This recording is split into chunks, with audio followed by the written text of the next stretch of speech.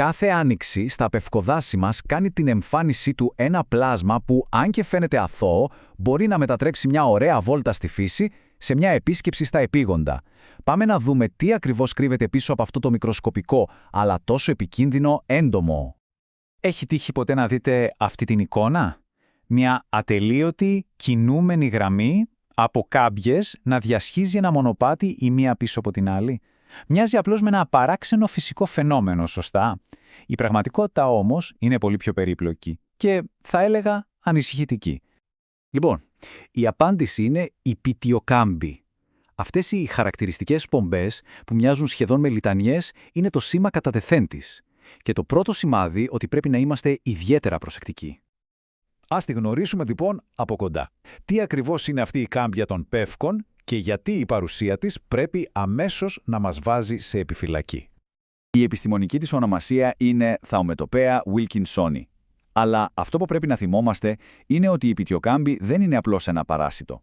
Είναι στην πραγματικότητα μια διπλή απειλή. Μία για το περιβάλλον και μία για τη δημόσια υγεία. Αυτή η διπλή απειλή λοιπόν εκδηλώνεται ταυτόχρονα. Έχουμε στην ουσία δύο μέτωπα. Ένα ενάντια στη φύση και ένα ενάντια σε εμάς. Πάμε να δούμε πώς ακριβώς. Κοιτάξτε, η απειλή είναι πραγματικά διπλή. Για τα δάση η ζημιά είναι ολοφάνερη. Οι κάμπιες κυριολεκτικά καταβροχθίζουν τις πευκοβελώνες. Αυτό αποδυναμώνει τα δέντρα και μερικές φορές μπορεί να τα οδηγήσει ακόμα και στον θάνατο. Για τους ανθρώπους ο κίνδυνος είναι πιο ύπουλος. Είναι οι μικροσκοπικές αόρατες τρίχες της.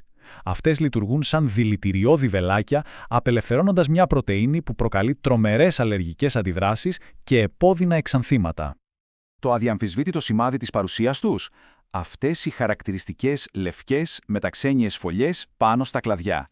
Γύρω τους, τα κλαδιά μένουν γυμνά, αποκαλύπτοντας το μέγεθος της καταστροφής. Αν το φαινόμενο αφαιθεί ανεξέλεγκτο, μπορεί να καταστρέψει ολόκληρες εκτάσεις δάσους. Και εδώ είναι το πιο κρίσιμο σημείο. Δεν μιλάμε για μια απλή ενόχληση. Η επίσημη σύσταση είναι απόλυτα σαφής.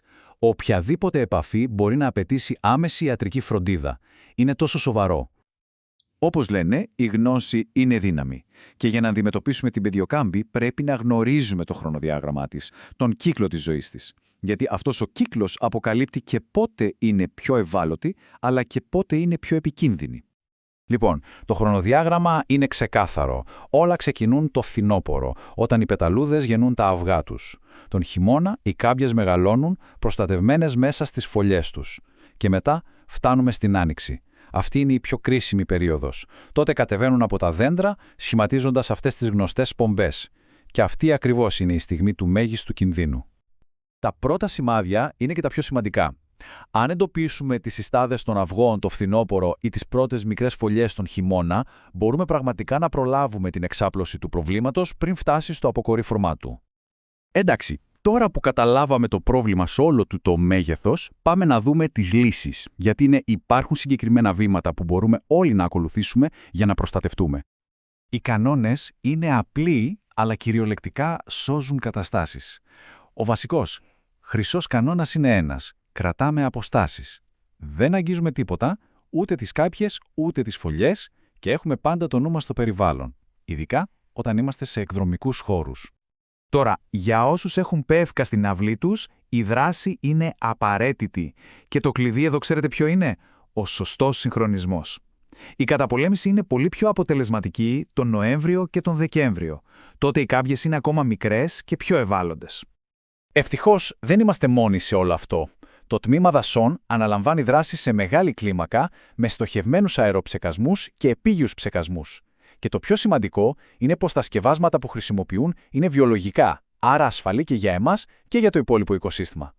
Έχοντας πλέον την πλήρη εικόνα, τον κύκλο ζωής, τους κινδύνους, τα μέτρα προστασίας, το ερώτημα είναι προσωπικό. Την επόμενη φορά που θα δείτε αυτή την χαρακτηριστική πομπή σε ένα δάσος, θα είστε έτοιμοι? Γιατί στη φύση η γνώση δεν είναι απλώς δύναμη.